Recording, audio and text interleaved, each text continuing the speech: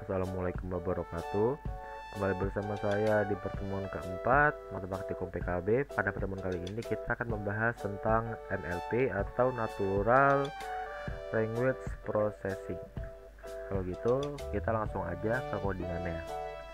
Pertama kita jangan lupa pakai tanda seru ya. Ini pertama kita pip install Gensim. Ingat ya, ini Gensim pakai N bukan Gensin. Nah, ini fungsinya untuk install library Gensim. Nah, kalau udah di sel berikutnya kita import beberapa fungsi dasar Python dan beberapa library. Yang pertama kita import IO atau input output, lalu kita import time untuk nanti digunakan untuk time format. Lalu from datetime kita import time delta. Terus tadi kan kita udah install Gensimnya ya, terus kita import Gensim. Nah, berikutnya kita akan download file ini kita akan download file yang akan kita pakai untuk praktikum ini. Ini kita langsung aja wget http go gl rxedak besok ya tinggal di kopas aja. Ini filenya sebesar 203 MB. Tapi jangan khawatir, ini kita pakai server dari Google. Jadi nanti downloadnya lebih cepat, sekitar 25 Mbps dalam waktu 8,7 detik. Nah, nanti kan file yang di download ini dalam bentuk tar ya. Nanti kita ekstrak filenya dengan source code tar strip xzvf, lalu nama filenya. Ini buat yang udah pakai Linux mungkin udah paham, yang maksudnya udah terbiasa dengan Linux. Nah, ini setelah diekstrak ada beberapa file, yaitu saya sebutin belakangnya aja, ada source, sentence, word, envw, enviso dan seterusnya. Nah, kalau misalnya udah, oh ya, ini yang kita pakai di sini itu yang sentence ini ya. Nah, kalau udah, kita visualisasi datanya nih, kita cek. Sedangkan untuk visualisasi datanya kita menggunakan fungsi cat, perintah cat. Lalu tinggal kopas aja yang di sentence ini, satu baris saja yang di kopas yang sentence. Nah, kalau udah di run nanti akan muncul hasilnya nih. Hasilnya ini ada sebanyak 1 juta artikel atau 1 juta baris teks. Bentar, ini ada banyak banget, pokoknya sekitar 1 juta lah. Nah, kalau misalnya udah, sekarang kita masuk ke sel pre-processing. Pertama kita buat dulu variabel corpora. Nanti corpora ini berisi file sentence yang tadi dengan kodikan gensim.corpora.textcorpus. Ini kita akan manggil sentence yang tadi. Lalu artikel count-nya itu 0. Terus ini tadi 1 juta artikel tadi kita ubah dalam satu teks, yaitu corpus.txt. Terus file ini permissionnya itu A itu artinya write only. Oke. Jadi akan dibuat satu file corpus dari 1 juta artikel ini dengan permission write only, terus as wiki text. Lalu codingan di bawahnya itu untuk kita ketahui berapa artikel yang udah diproses. Kan biasanya tuh prosesnya satu-satu ya. Jadi 1 2 3 4 gitu. Nah, di sini kita persingkat. Jadi langsung yang diproses ada sekitar 10.000 teks.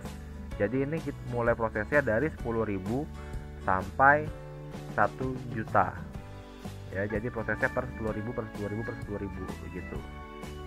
Nah, kalau udah preproses, sekarang kita masuk ke trainingnya. Di sel training ini pertama kita import time, lalu import multiprocessing, lalu from datetime kita import time delta, lalu from Gensim model kita import word to fact atau word to vector. Nah, ini fungsi untuk mengubah kalimat menjadi vektor. Kalau misalnya saya salah mungkin bisa dikoreksi aja, karena saya juga dapat beberapa sumber. Nah, ini start time ini untuk kita tahu berapa lama proses trainingnya gitu. Maksudnya kita untuk ngitung lah trainingnya berapa lama gitu kan. Nah terus langsung ke sini aja, ini ada fungsi dari word to fact. Di sini tuh mulai fungsi trainingnya kita akan pakai sentence dari variable sentence ini yang diambil. Variable sentence ini isinya diambil dari corpus text yang tadi kita udah preproses. Nah terus ini kan ada size dan worker ya. Mudahnya gini, size itu ibaratnya kayak batch size nya. Batch size itu kayak apa namanya, sampel acak ya kan. Nah ini sampel acaknya sebanyak 300, dan workers ini itu epochnya, jadi latihannya sebanyak 16 kali. Itu juga yang tadi saya baca kayak gitu. Kalau misalnya saya salah, monggo dikoreksi aja. Kalau di run ini akan makan waktu lama banget. Ini juga lama ya yang preprocessing ini, tapi lebih lama yang training ini. Di sini saya waktu latihannya ada sekitar 4 menit, tapi sebelumnya saya udah tunggu 20 menit itu nggak jadi. Jadi cara kalau saya tadi ini saya refresh, terus saya factory reset runtime, terus langsung di run all gitu. Nah kalau udah, sekarang kita coba-coba nih. Tadi kan udah di training, sekarang kita coba kata-kata random gitu ya kan. Nah ini kan ada id underscore w2v dot similarity. Nah ini kita untuk menguji nih berapa persen kemiripan dari vektor 1 sama vektor 2. Nah di sini saya nyoba wanita dan pria ya kan, pas saya run. Nah similarity-nya ada 0,77. Berarti wanita dan pria ini mendekati vektornya sama gitu.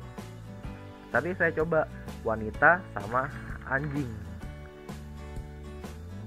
Kemudian nah ini vektornya cuman 0,32. Berarti wanita dan anjing ini jauh dari keterkaitan gitu. Nah ini terus di berikutnya ada fungsi most similar ya kan. Kalau kita run, kita coba nih anjing.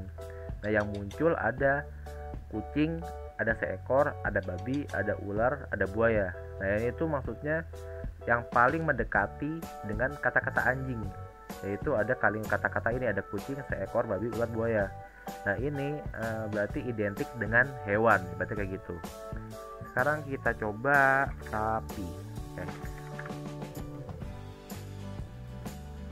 Nah ini ada daging indukan, ada kerbau, ada ternak, ada peternak, ada kambing, ada ekor, ada perah. Nah ini sangat berhubungan dengan peternakan lah ya. Terus oh ya, ini semakin tinggi persentasenya, semakin tinggi vektornya, itu berarti semakin mirip. Ini kan kalau semakin rendah berarti semakin nggak mirip gitu. Kayak yang tadi ini wanita dan anjing kan 0,32, berarti semakin jauh hubungannya gitu. Terus ada most similar juga, cuman di sini kita kasih dua parameter, yaitu ada vektor positif dan vektor negatif. Untuk vektor positif dan negatif ini dari tadi sumber yang saya baca, bobot dari vektor positif itu lebih besar, maksudnya diperbesar, dan bobot dari vektor negatif itu lebih kecil. Jadi gimana ya logikanya itu, kalimat mana yang mendekati kata wanita dan raja tapi juga sedikit berhubungan dengan pria kayak gitu. Nah hasilnya tuh ada kerajaan, ada pangeran, ada bumibol, ada penguasa, ada khalifah gitu. Jadi ini kayak berhubungan sama keterkaitan aja tuh.